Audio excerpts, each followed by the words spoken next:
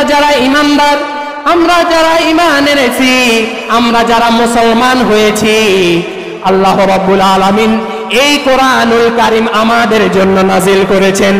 আল্লাহর নবী সাল্লাল্লাহু আলাইহি ওয়াসাল্লামের বয়স যখন 40 বছর পূর্ণ হলো, আল্লাহ রাব্বুল আলামিন রিসালাতের দায়িত্ব আল্লাহর নবীর কাঁধের উপরে অর্পণ করলেন। এরপরে রিসালাতের দায়িত্ব যখন অর্পণ করলেন, আল্লাহ রাব্বুল আলামিনের দাওয়াত আল্লাহর নবী দেওয়া শুরু করলেন।